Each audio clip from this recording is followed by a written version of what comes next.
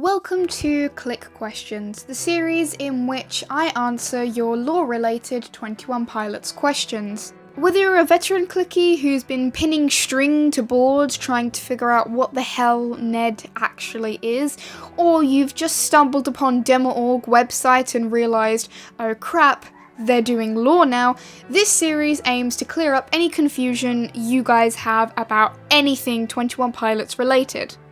I know it's been 3 months since I last uploaded a video for the Clique Questions series, which was also my first video for the Clique Questions series, but I have been very, very busy. But don't worry, the wait is over, and we're back and here to answer some questions. Before we get on with the video, I just wanted to say really quickly, if you have any questions and you want them to be answered, put them down in the comments below and I will get round to answering them in the next video. This also goes for if I've missed your question in the last Clique Questions video. But without further ado, let's get on to the questions. Do you think that Debbie and Jenna might have a guest appearance in one of the next music videos from the next era, or that they might play some part in the next era by representing something good? So, Debbie and Jenna have already appeared in the Trench story. Debbie has appeared in the Psy livestream as like a quick 5-second cameo, didn't do much but tell people to shut up from playing their music too loud. As for Jenna, Jenna's appeared in both the Saturday music video as well as the jumpsuit music video. She appears in that one phone call section in Saturday, and she appears actually in jumpsuit as one of the Banditos on the cliffs. I think a few Clique members figured that a while back out, that actually the Banditos on the cliffs specifically were part of Tyler and Josh's family. So for Jenna, I can say at least we might see her reappearance because she's a Bandito. She was seen in jumpsuit. Actually, she was seen in Levitate. I forgot to add that. She was seen in Levitate shaving Tyler's hair.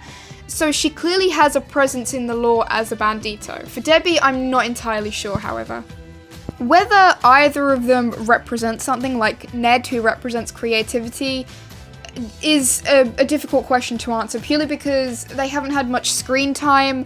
Moreover, they haven't actually been a main focus of any music videos. So whereas Ned has a whole music video focused around trying to satisfy him, which refers to the creative process, Jenna and Debbie are kind of like background characters. So it's difficult to answer the second part of your question. Why doesn't Tyler like regional at best? So this was actually explained in the Vessel 10th anniversary livestream, which I believe is still up on the boys' channel, so I would highly recommend checking that out if you want a more accurate and in-depth answer than I can give. But as a quick TLDR, I think it's because A, Josh wasn't part of the band by then, so it was kind of considered not part of 21 Pilots as we know it. But also it only existed to have something to sell at concerts, according to Tyler. Whereas by the time they got signed under a record deal by Fueled by Ramen, they'd released more songs, so they just refused to remaster it.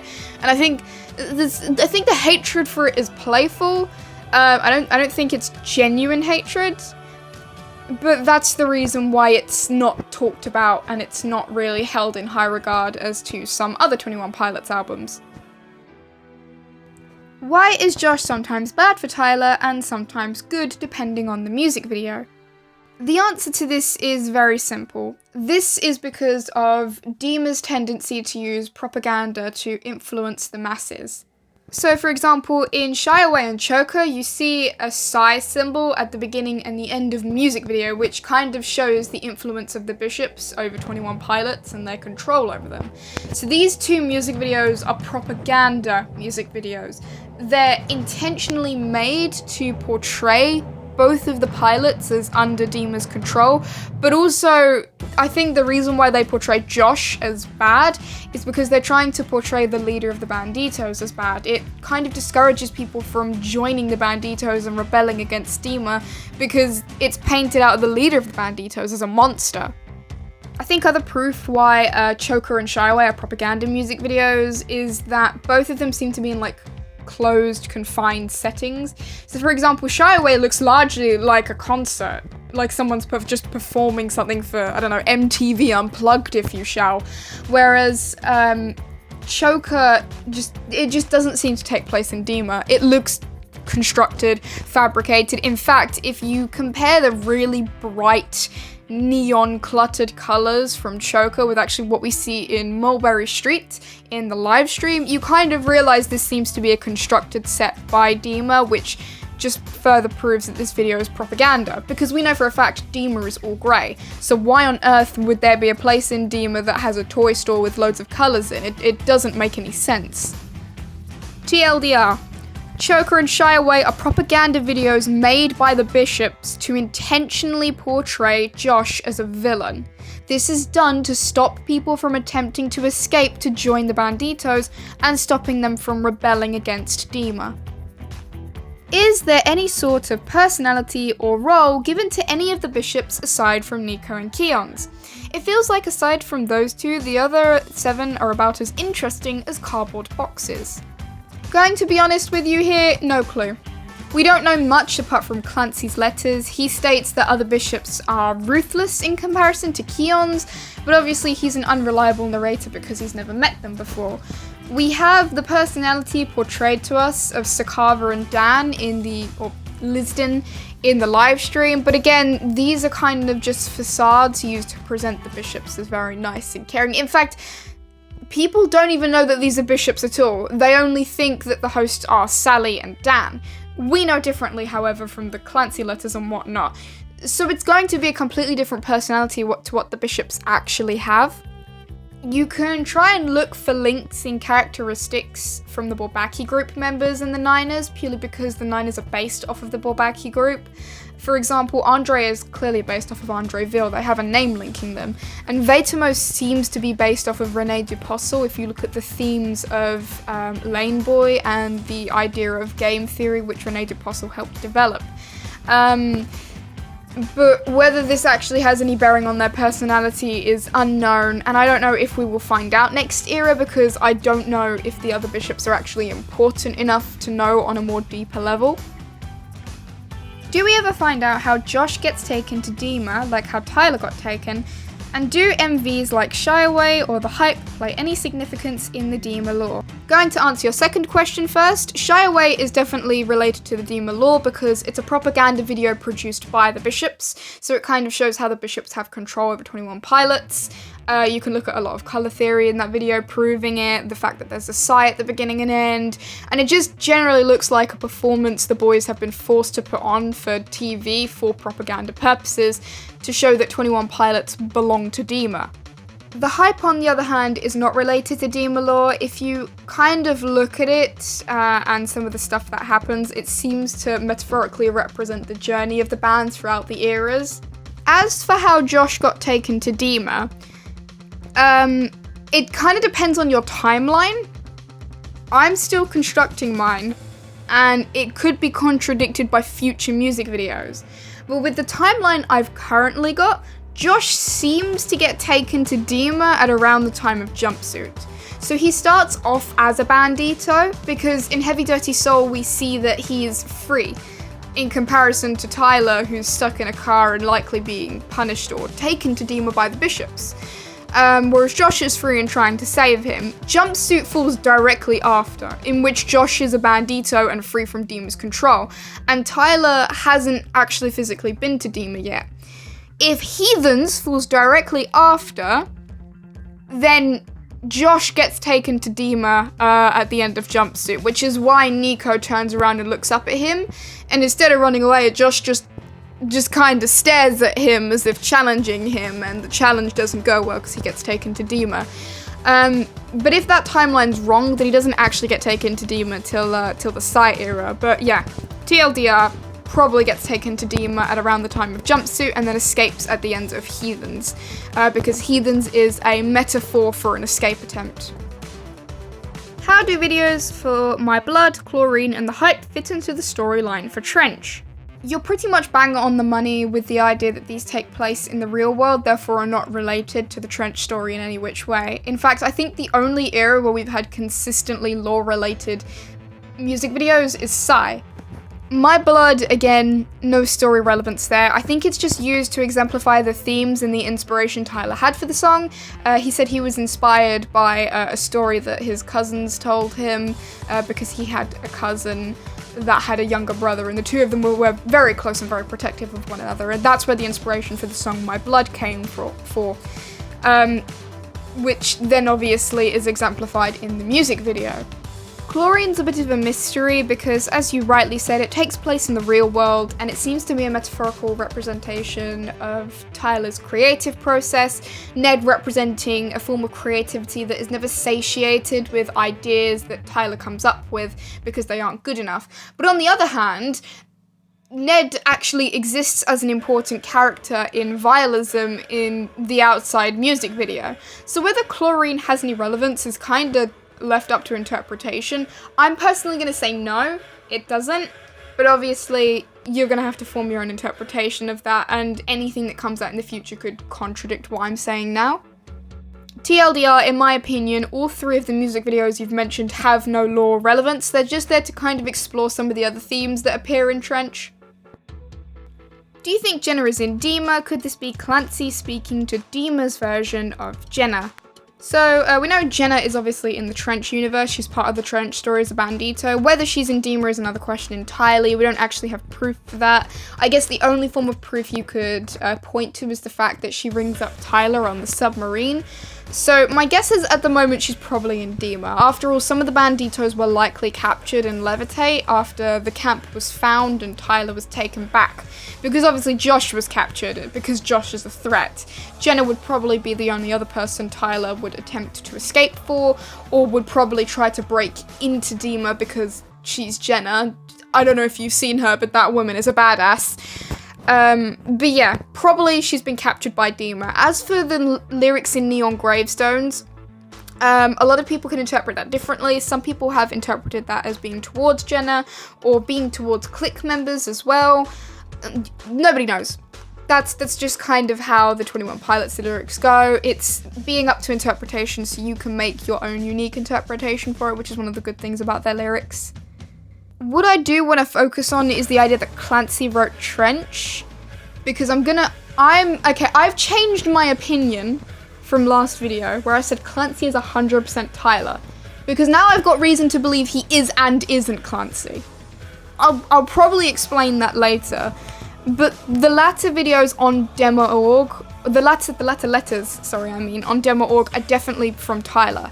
The ones at the very beginning, though, not so much.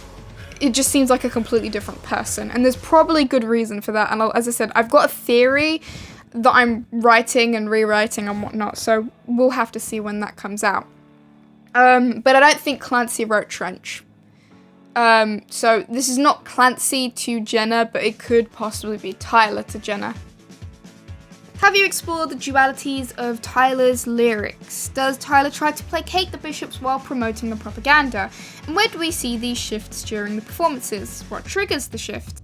I've explored many times the dualities of lyrics. So for example, Pet Cheetah is a good example, a video I did on that recently. Also, if you want to go further back into theories that might be a little bit more inaccurate, because we've got new information now, Shy Away and Choker are good ideas, because I talk in that video about how on one hand, it seems to fly under the radar for the bishops because it seems to be talking about propaganda, but on the other hand, it can be interpreted as resistance to the propaganda. It just depends what lens you look at it through.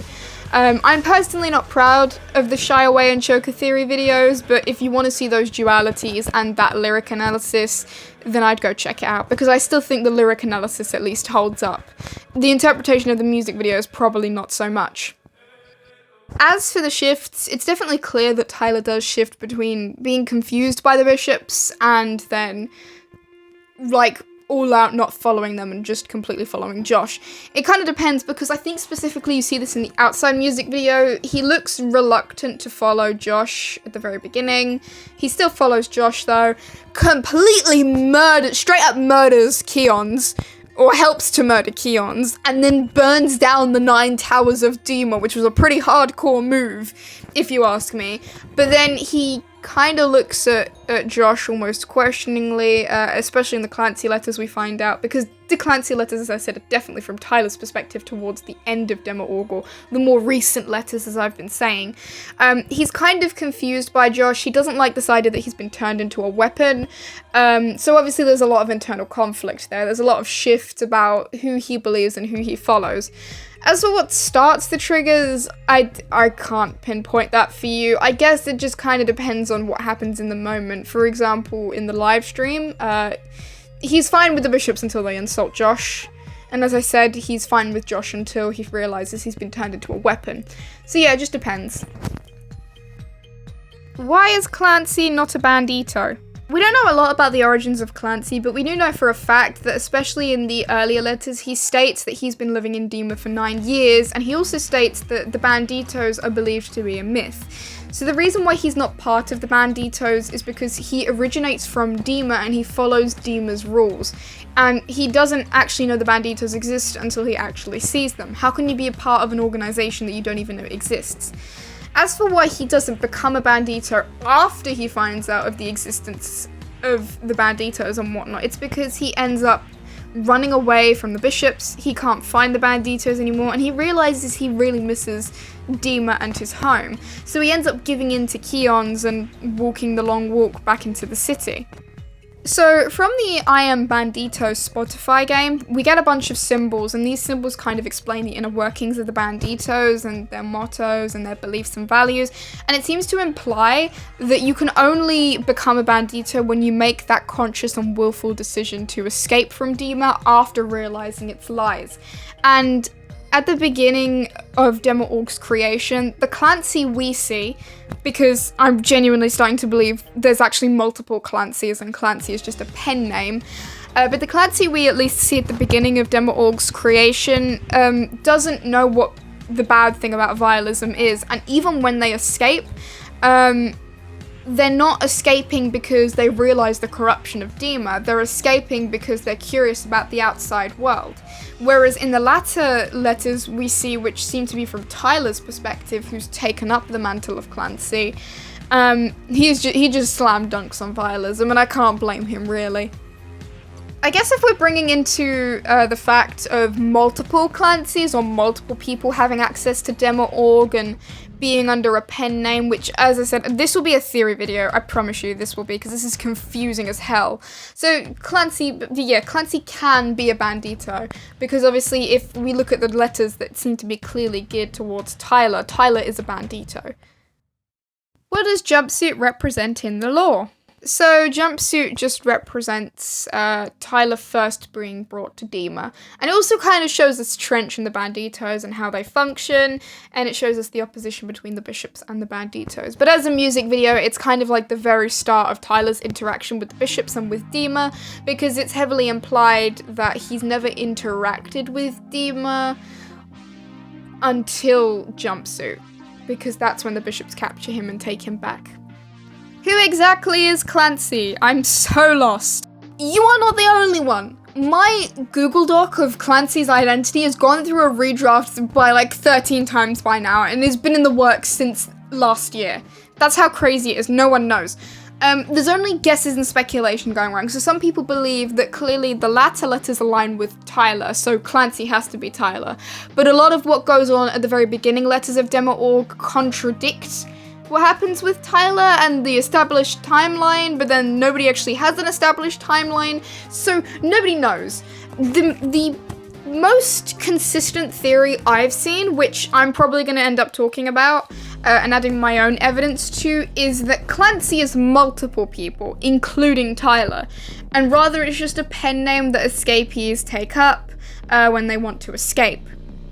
I still don't understand what is happening in the Shy Away and Choker music videos. Why was Josh chasing Tyler? What happens in them is not really important. The only thing you need to know is that both of them are forms of propaganda. Shy Away is just meant to show that 21 Pilots are under Dema's control, because they're essentially doing a live performance for the citizens of Dema.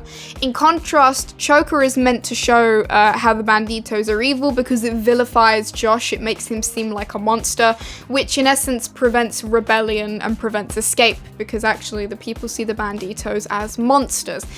It doesn't really matter what goes on in the music video, but these are the key messages behind them.